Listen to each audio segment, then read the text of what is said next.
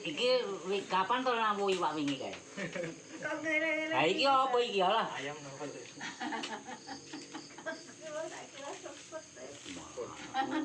Nawi iwak kang dono sing kliwatane ora dundali kok. Aku kalian mlaku goleke wong lho.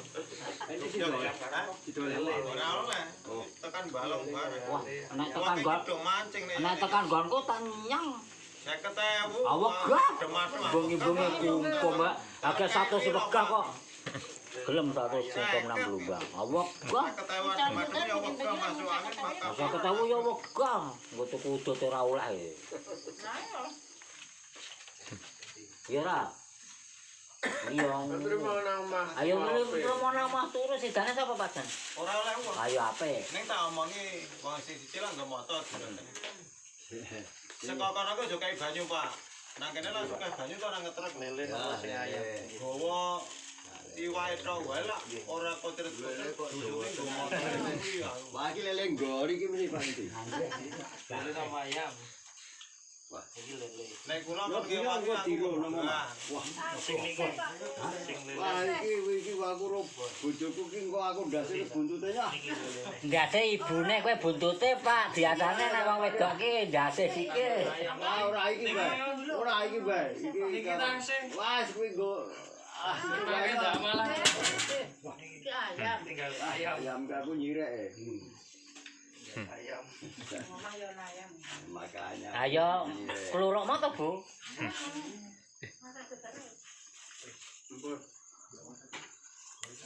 Pani iki goreng piro? Pani iki kurang politik. Pani iki kurang. Ayo to, mboyo nek tanggane jeko lah ya apa oleh. Aku yo doyan nganu. Ele timbangi yo kok tunggane sing bengi. Hah? Lem bengi ke timbangi yo kok tunggane. Kuwi percaya ya. Dene Pak Niti iki nganu kok meni.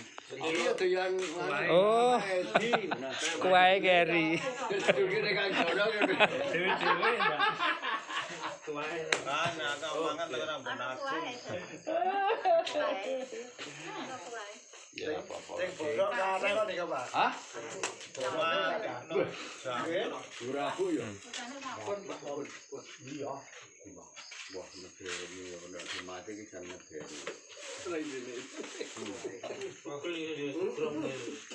Lele kok. Wah, rasane kuat. Duduh.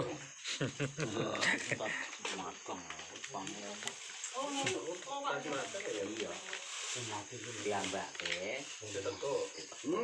Mati-mati kok diuyak anu, diuyak pire.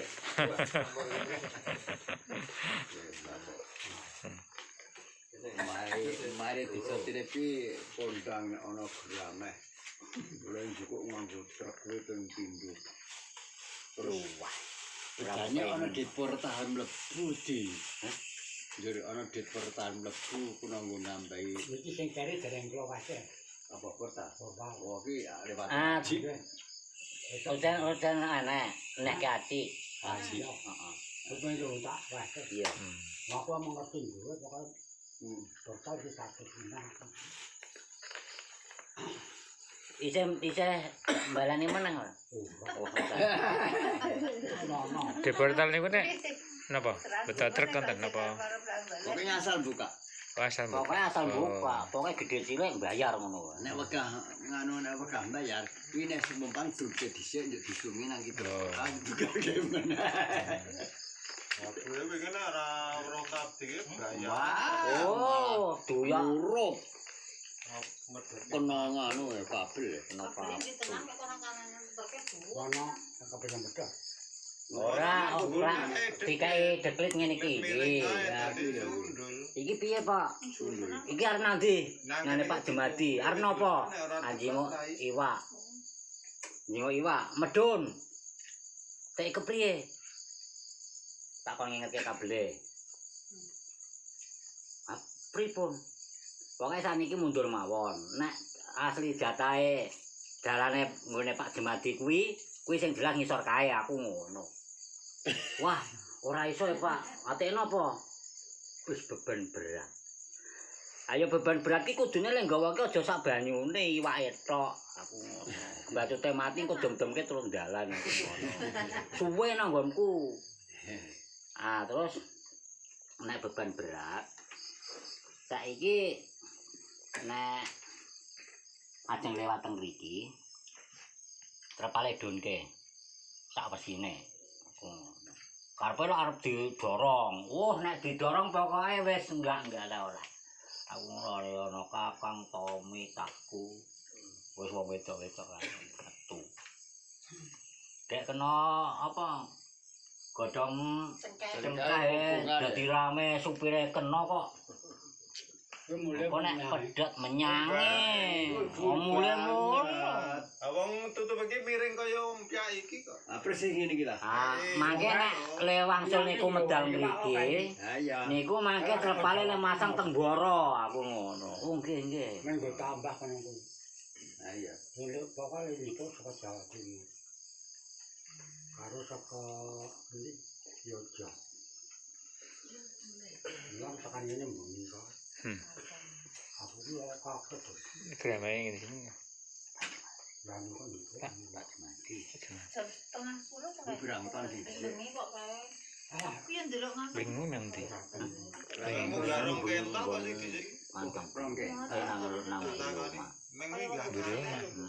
Dikisane karo Kental ping 100.000. Ah, Sekilo pira? Endi to ki? 30 40. Oh to. Nang 30 ping 2 kental pira? Ya meng Grameh to. kilo to. Wis ana sakmene-mene iki lho. Wis mlebu restoran iku dhisik. Mengkon. Kowe iki sing cilik iki mlebu nang tani. Heeh. Sing gedhe kayak penjual ngono lho. Wong wingi yang ngomong. Betah iwak mboten Mas. Iwak nggih napa. Wis mangano tutul duit langsung dipangan aku. Enak iwak grameh nang kene rada seneng aku. Ini nek disukani nggih buron, aku ya ngono. ya nek sendal Pak. masuk. Matur nuwun. Matur nuwun sedaya mawon.